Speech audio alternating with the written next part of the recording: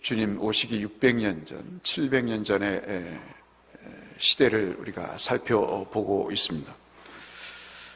주님 오시기 6세기, 600년 전, 이 바벨론의 군합발에 질밥히고 그리고 나라를 빼앗긴 유다 백성들은 아주 절망적인 처지에 빠져들게 됩니다. 전쟁이란 그 고통은 사람으로 하여금 참 인생을 억척스럽게 살게 만드는 그런 또 역할도 하는 것 같습니다. 이들은 한 점 희망이나 그리고 소망이 없는 마지막이라고 하는 어두움의 구렁텅이에 이들이 빠져들고 말았던 시대입니다. 아마 58년 개띠부터 시작해서 60년 초에 특히 베이비붐 시대에 태어났던 분들은 전쟁의 고통은 경험하지 못했지만 상당히 어려운 현실 속에서 그 어려움의 극치들을 바라보면서 또 부모를 섬기고 자녀를 키우는 고생을 한 세대가 아닌가. 50년대 중반부터 60년대 초반까지의 그 연령들은 아마 그렇게 유다 백성들과 같이 어려운 시기를 겪었을 거라 생각이 됩니다. 아시다시피 유다는 바벨론의 포로를 겪게 되고 그 포로로 끌려가게 됩니다. 성경에서는 항상 이 포로를 죄의 결과다라고 예레미야 선지자도 이야기를 하고 있죠. 아담과 하와가 에덴 동산에서 추방을 당해서 그들의 낙원을 잃어버린 그 요인도 바로 죄 때문이라고 성경은 기록하고 있습니다. 가인이 아벨을 최초에 살인해서 그가 여러 위험과 두려움과 고통 속에 있을 때 그리고 그 삶의 방황의 늪을 헤맬 때 그를 그렇게 이끌어간 요인도 바로 죄 때문인 것이죠. 죄라는 것은 이 가증한 삶을 살게 해서 그 삶의 터전을 더럽히게 만듭니다. 여러분, 우리가 꼭 기억해야 될 것은 하나님이 우리에게 어떠한 형태의 죄도 허락하지 않으셨어요. 그런데 사탄이 우리의 마음속에 그 죄를 심어넣어서 우리의 삶의 낙원, 에덴과 같은 이 주의 동산 같은 삶의 터전을 완전히 황무지로 만드는 기능을 한다는 사실을 우리가 꼭 기억할 필요가 있습니다. 여러분, 예레미야서 18장 27절로 28절에 보시면 예레미야에게 이런 말씀을 주세요. 너희가 전에 있었던 그 땅 주민이, 즉 가나안 땅 주민이 이 모든 가증한 일을 행하였다라고 말씀합니다. 그래서 그 땅도 더러워졌느니라 라고 이야기하시면서 너희도 만약에 들어가서 더럽히면 그 땅이 너희가 있기 전 주민을 토해냄과 같이 토해질 것이다 라고 말씀을 합니다. 죄를 짓고도 아무 일이 없고 아무도 일에 시시비비를 가리지 않는 삶을 살면 안심한다는 것은 참 어리석은 일이죠. 왜냐하면 모든 것을 아시는 하나님이 보시기 때문에 그 인생의 밭이 황무해지고 그리고 주님이 그 삶의 터전에서 그 가증한 일을 행한 자를 토해내겠다 하는 말씀을 하시는 것이 참 우리에게 소름 끼치는 말씀이 아닌가 싶습니다. 하나님의 공의와 정의를 이렇게 죄로 인해서 저버린 유다는 삶의 뿌리가 완전히 흔들리게 되어버리죠. 그 삶의 생명력이 없어지는 결과를 초래하고 우리가 살펴본 대로 포로라고 하는 아주 절망의 나날들을 보내게 됩니다. 사람은 참 미련해서 당장 무엇이 안 이루어지면 그것이 괜찮다고 생각을 하지요. 그래서 그 일을 끝까지 합니다. 그래서 바늘도둑이 소도둑이 되는 그런 경우들을 우리가 보게 되죠. 근데 살아계신 하나님을 의식하는 사람은 그럴 수가 없는 것입니다. 이런 희망 없는 나날들을 보내고 있는 유다 백성들에게 이제 하나님이 구원이 베풀어질 것이라는 이사야의 메시지를 그들이 듣게 됩니다.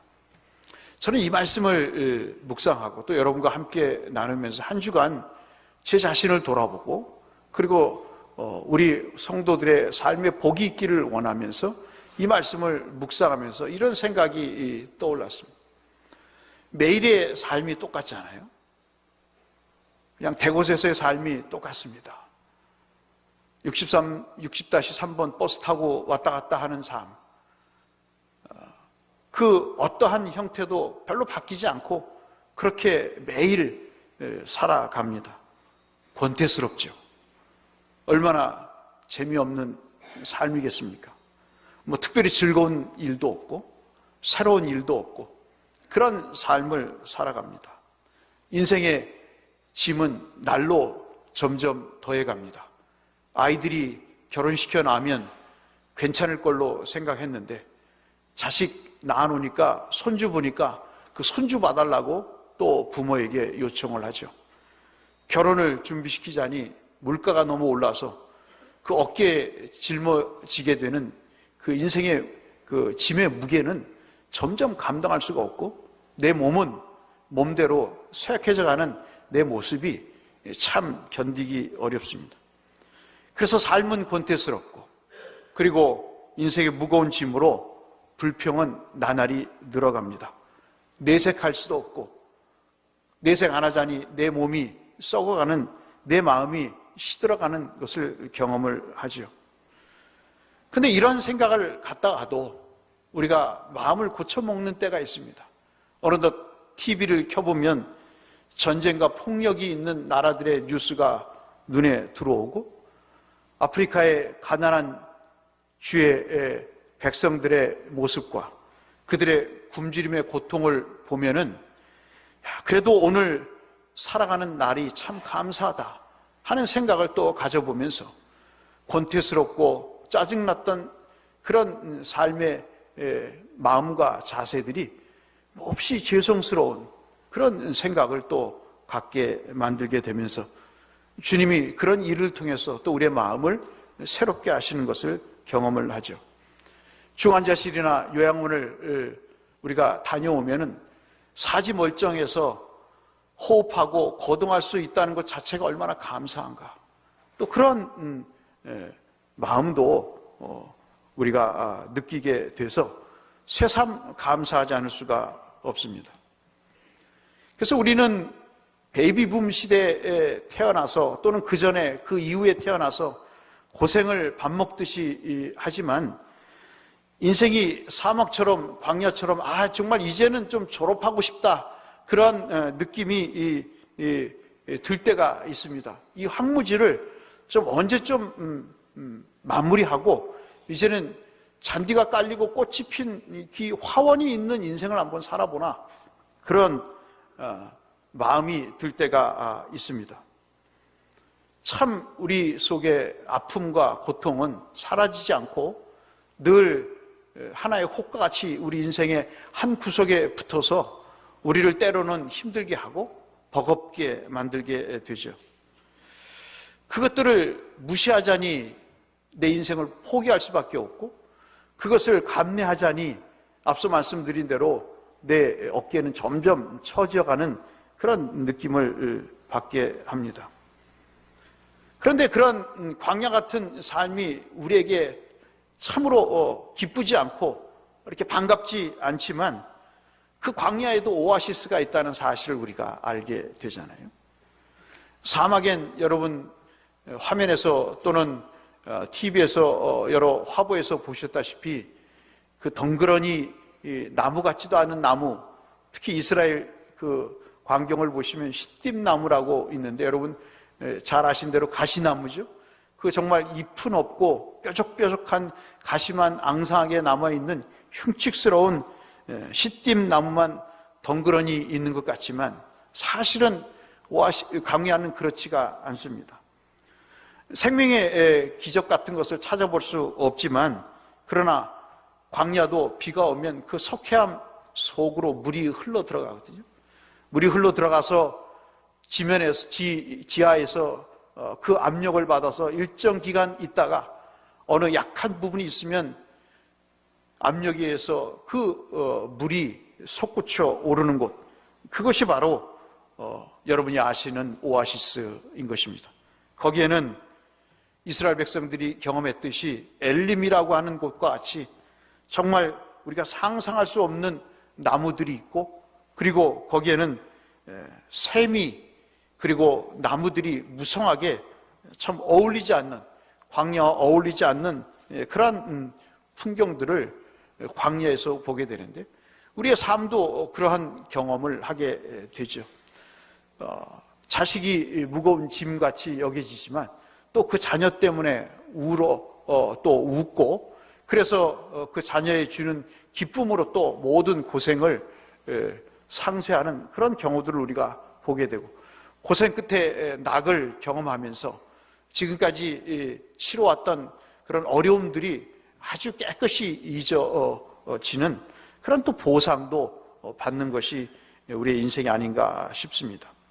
그래서 희망이 없는 사막과 같은 이 광야 같은 삶의 고통이 나를 짓누르지만, 그 광야나 사막을 지나면서 우리 인생이 더 단단해지고 말이죠, 우리가 더 성숙해져가는 그런 모습을 우리는 또 경험하면서 참 이것이 우리의 여러 인생을 장식하는 하나의 과정이다 하는 생각을 가져봅니다. 이런 광야나 이런 사막 같은 인생의 무거운 짐과 고통과 어려움을 겪지 않으면 빌립보서 4장 11절로 13절에 말씀하신 자족이라고 하는 비결을 어떻게 배우겠어요? 십자가라는 고통과 그 아픔과 그 희생을 우리가 알지 못하면 어찌 우리가 어떤 일에도 궁핍과 풍부에도 처할 줄 아는 일체의 비결을 배울 수가 있겠습니까?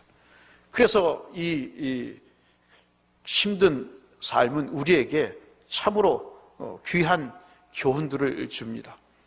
사막을 지나보면 한 조각의 그늘이 얼마나 고마운가를 알게 되죠. 한 모금의 물이 얼마나 소중한가를 우리는 또 알게 됩니다. 그래서 불평이 족함으로, 원망이 감사로 바뀌는 일들을 하게 됩니다. 어떤 분이 아들을 하나 두셨어요.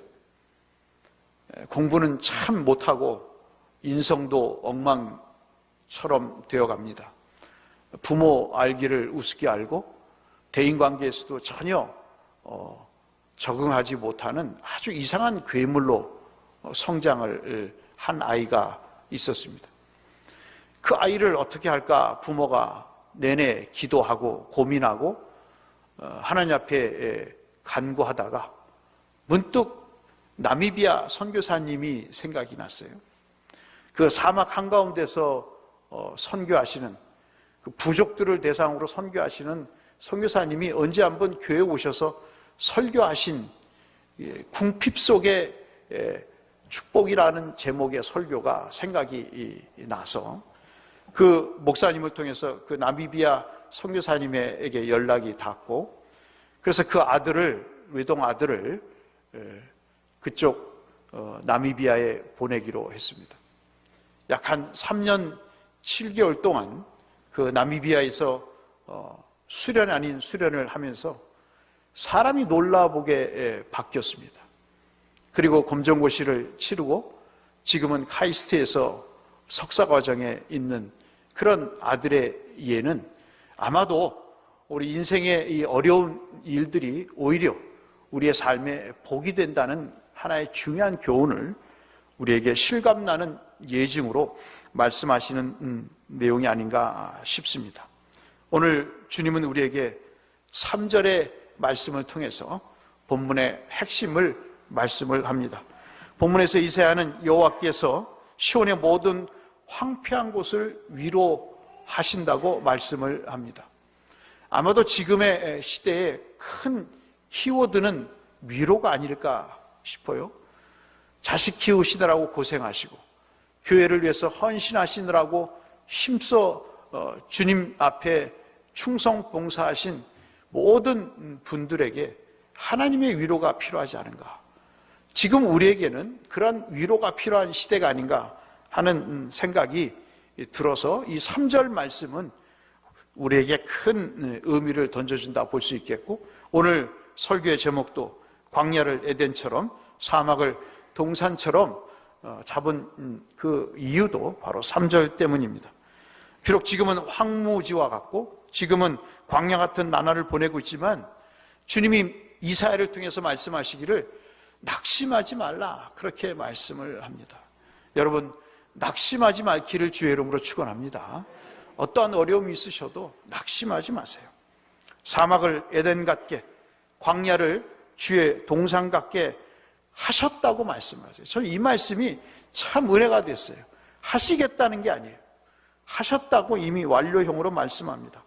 삶 속에 다시 기쁨과 즐거움과 감사와 그리고 노랫소리들로 가득하게 하시겠다고 말씀합니다. 잠언에서는 고기를 먹으면서 싸우는 것보다 채소를 먹으면서 서로 우애 있게 지내는 것이 더 복이다라고 말씀을 하시죠. 때로는 우리가 물질 때문에 서로 원수가 되고, 그리고 세상에 갖는 것 때문에 우리의 관계가 회복이 안 되는 경우들을 봅니다. 주님은 이러한 위로의 말씀을 주시면서 중요한 말씀을 2번 반복해서 말씀을 하세요. 여러분 한번 말씀을 보시면 1절의 마지막 부분에 보시면 생각하여 보라, 그렇게 말씀을 합니다. 뭐를 생각하냐면 반석과 너희를 파낸 우묵한 구덩이를 생각하여 보라, 그렇게 말씀합니다. 도대체 반석은 뭐고 구덩이는 뭔가? 2절 말씀 보니까 그것이 좀 이해가 되는 말씀이에요. 여러분 한번 보실까요? 2절 보시면 2절 중반절에도 이렇게 말씀합니다. 생각하여 보라, 그렇게 말씀을 합니다. 사람은 생각해야 뭔가 달라지죠. 사람이 생각하지 않으면 동물과 똑같습니다. 자기를 돌아보고, 그리고 개선점을 찾아보고, 바라봐야 될 곳을 바라보는 그런 생각의 전환이 없으면 발전이 없는 것이죠. 그 사람은 늘 삶이 권태스럽고, 그 삶은 광야와 같은 그 삶이 늘 짜증나고 불평이 대상이 되는 그런 삶을 살 수밖에 없지만, 생각하는 사람은 그 삶을 다시 보게 되고, 생각하는 사람은 새로운 보지 못했던 길을 찾게 되는 것이죠. 요즘 아이들의 말 중에 생각하고 싶지 않아 라는 말들이 참 무서운 말이 아닐 수가 없는 것이죠. 어떤 때는 목사가 이것을 기도 제목으로 내놓고 싶을 때가 있어요. 나한테 묻지 마, 나한테 생각하라고 말하지 마, 나한테 무엇을 연구해보라고 하지 마, 나는 그렇게 복잡하게 살고 싶지 않아. 그런 태도가 요즘 아이들의 일부의 내용이죠. 그런데 오늘 주님은 우리에게 말씀합니다. 내가 너희를 위로한다, 너에게 희망을 주기를 원한다, 너희에게 삶의 새로운 지평을 열어가고자 한다. 그러니 생각하여 보라, 그렇게 이야기를 합니다.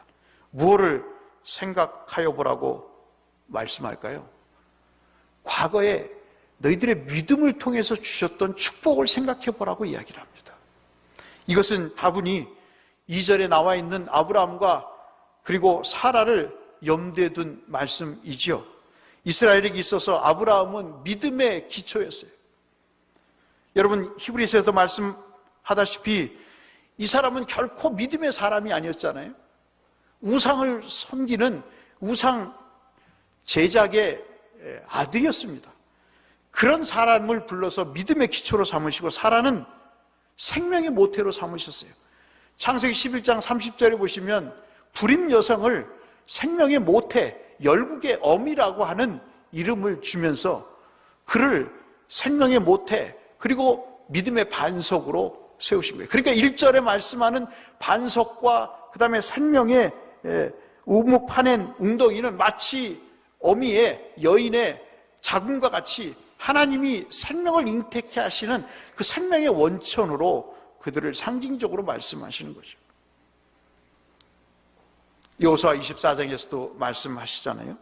모든 이스라엘 백성들이 아브라함이 어떤 존재였는가를 말씀을 여호수아를 통해서 말씀하세요. 앞서 말씀드린 대로 우상 숭배하는 가정에서 태어난 그를 불러서 가나안 땅에 들어오게 하셔서 그로 하여금 하나님의 씨를 잉태하고 출산해서 큰 민족을 이루는 믿음의 조상으로 삼으셨다고 말씀합니다. 여러분 로마서 4장 16절에는 그를 믿음의 상속자로 삼으셨다고 말씀을 하시죠. 또 하나 우리가 살펴볼 수 있는 내용은 사라는 어떤 사라였습니까? 여러분 히브리서 11장 12절에 보시면 그는 죽은 자와 같다 그랬습니다. 아브라함과 사라를 어떻게 표현하냐면 살아있는 것 같지만 그는 죽은 존재다라고 이야기를 합니다. 말씀드린 대로 전혀 아브라함 자신도 그리고 사라 자신도 생명을 잉태할 수 없는 신앙적인 것도 육체적인 것도 어떤 것도 변변하지 못한 사람을 하나님은 불러셔서 그를 믿음의 조상, 그들을 생명의 조상으로 삼으셨다는 것이죠. 이런 과거들을 생각해 보면 지금의 희망이 보인다는 것입니다. 과거에 전세, 월세, 사골세에 살았던 그 삶에서 하나님이 주셨던 은혜들을 생각해 보면 오늘과 내일의 삶의 희망이 보인다는 말씀이죠. 지금의 우리의 문제가 뭐죠? 불평인 것입니다. 상대적인 박탈감으로 인한 불평이죠. 내 부모는 왜 이것밖에 못해주나? 나는 왜 이런 가정에서 태어났을까? 내 부모는 다른 사람보다 왜 똑똑하지 못할까? 다른 사람은 증권도 잘해서 1년에도 수억 번다고 하는데 아파트 여기저기 쫓아다니면서 예배도 포기하고 아파트 분양 현장에 쫓아다니면서 집도 몇 채 차명계좌로 만들고 몇 억씩 차익을 남긴다는데 우리 부모는 전세금 하나 결혼을 앞두고 못 주나? 그런 불평이 있는 거죠. 그 사람은 과거를 생각하지 않는 사람. 생각에 복이 있기를 주의 이름으로 축원합니다. 3절 말씀은 또 하나의 우리의 말씀을 합니다. 무엇을 생각할 건가? 미래 회복의 축복을 생각하라고 얘기합니다. 하나님이 시온을 위로하고 폐허를 어루만지시고 죽은 땅을 에덴과 황무지를 주의 동산으로 변화시키시겠다는 의지를 밝히십니다. 열매와 웃음이 감사와 찬양이 가득한 곳으로 바꾸시겠다고 말씀하십니다. 미래의 시온 땅에 놀라운 회복의 약속을 선언하시는 거죠. 우리가 지금 직면한 진정한 가난은 뭘까요, 여러분? 이런 말씀 우리가 보면서 우리가 진짜 가난이 뭘까요? 돈 때문일까요? 그거 아닌 것 같아요. 저는 참 감사한 게 먹을 것이 있다는 거예요. 집에 쌀이 있다는 게 감사한 거예요. 돈이 없으면 내 이 몸을 공장에서 아니면 길거리에 휴지를 줍건 아니면 편의점에 아르바이트를 해서라도 돈을 벌 수 있는 그런 상황이 감사한 거예요. 여러분, 사회가 다변화되면서 나타나는 현상 중에 하나가 뭔지 아십니까? 그거는 성실하면 먹고 산다는 거예요. 요즘 우리의 문제가 뭐죠? 일을 안 하는 것입니다. 일을 골라서 하는 거죠. 직장이 없습니까? 천만의 말씀이에요. 직장이 있는데 더 좋은 직장을 가기 위해서 일을 안 하는 겁니다. 갤럭시 좋은 모바일 폰은 쓰지만 결코 중소기업 가서 기름때 묻히면서 일하고 싶은 생각은 없는 거죠. 지금 우리의 가난이 뭡니까? 우리의 가난은 돈이 없어서의 가난이 아닙니다. 우리의 가난은 생각의 가난인 것이죠. 생각이 없는 것입니다. 우리의 가난은 믿음이 없는 가난입니다. 믿음을 말하지만 믿음이 없는 가난인 거예요. 하나님을 말하지만 하나님을 의지하지 않는 가난이 내 속에 팽배해 있는 거예요. 그래서 모양은 있지만 능력은 없는 것입니다. 사랑하는 성도 여러분, 우리가 가난합니까? 저와 여러분이 차를 타고 다니시잖아요. 양복을 입고 다니시잖아요. 몇만 원짜리라도 시계를 차고 다니시잖아요. 헤어지지 않는 구두를 신고 다니시잖아요. 이마트 앞에 구두방이 있어서 제가 구두가 헤어져서 밑창을 갈아주십니까? 그랬더니 그 아저씨가 저보고 웃더라고요. 요즘도 밑창을 갑니까? 그러더라고요. 왜요? 그랬더니 밑창 가는 사람 없습니다. 그러더라고요. 얼마입니까? 그랬더니 27,500원이라고 그러더라고요. 우리가 가난합니까, 여러분? 천만의 말씀. 우리는 가난하지 않습니다. 우리는 생각에 가난이 있을 뿐입니다. 믿음에 가난이 있을 뿐인 것이죠. 여러분, 주보를 보실까요? 주보 앞그림에 그림을 하나 인쇄해 놨습니다.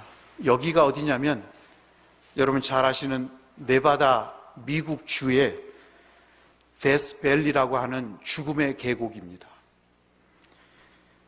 가장 큰 미국의 국립공원이죠. 캘리포니아 네바다 산맥 동쪽에 위치한 지역에 죽음의 계곡이 있습니다. 미국 가보신 분은 아실 겁니다. 불모의 언덕, 사막이 펼쳐져 있는 곳입니다. 하지만 몇 년 전부터 이곳에 데스밸리의 이미지를 아주 일변시키는 놀라운 일이 벌어졌습니다. 무려 아름답고 형용할 수 없는 수백 가지의 종류의 꽃이 이 에너지 넘치는 모습을 보이면서 피어 있습니다. 누가 심은 것 아닙니다. 누가 계획적으로 씨를 뿌린 것도 아닙니다. 뜻밖의 광경에 사람들이 놀라서 사막에 내려서 사진을 찍지요. 물론 이것은 과학적으로 설명할 수가 있습니다. 엘니뇨 현상 때문에 기온의 변화가 생겨서 갑자기 사막에 상당량의 비가 내렸기 때문인 것이죠. 근데 여러분 멋있지 않습니까? 사막에 꽃이 피는 거예요. 사막에 아무것도 없는 생명력이라고는, 생명의 기적이라고는 찾아볼 수 없는 그곳에 이런 수백 종류의 꽃이 핀다는 사실이 놀랍지 않습니까, 여러분? 황무지 같은 세상을 사는 것 같지만, 광야 같은 세상을 사는 것 같지만, 저와 여러분의 삶 속에 이런 믿음의 꽃이 만발하시기를 주의 이름으로 축원합니다. 이것을 영어로 슈퍼블룸이라고 합니다. 만개한, 엄청나게 만개한 꽃을 지칭하는 말이죠. 누군가의 말처럼 우리는 십자가를 바라보고 삽니다. 십자가를 이렇게 이야기를 하더라고요. 십자가는 우리의 허물어진 과거를 파묻고 새로운 미래를 향해 부활하는 곳이 십자가다. 우리의 무너진 과거를 파묻고 새로운 미래를 향해 부활하는 곳이 바로 십자가다. 그렇게 이야기를 했습니다. 오늘 이사야는 1절에 그러니 다시 주의 공의를 찾고 주의 의를 따라 여호와를 찾아 살라고 말씀을 합니다. 하나님은 택한 백성을 결코 버리시지 않습니다.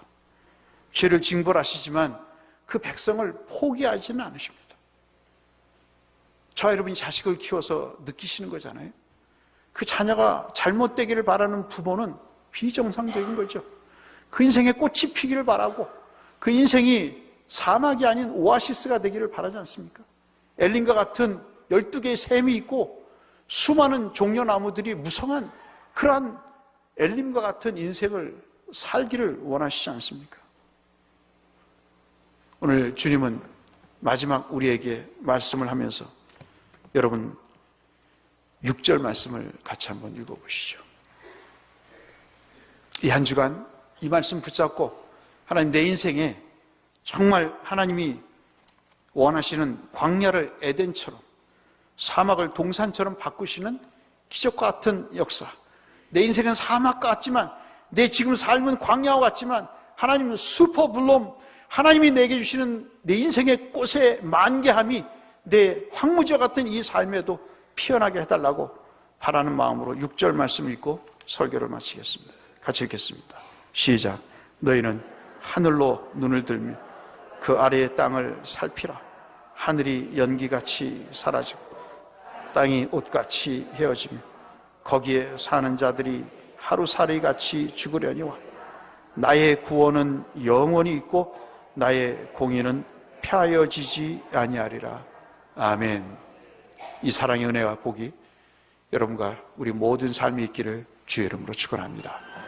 기도하겠습니다. 하나님 아버지, 우리를 인도하시고 우리를 주의 구원과 영원히 폐해지지 않는 공의의 자리로, 만개하는 주의 복의 자리로 우리를 인도하여 주옵소서. 예수님 이름으로 기도드렸습니다.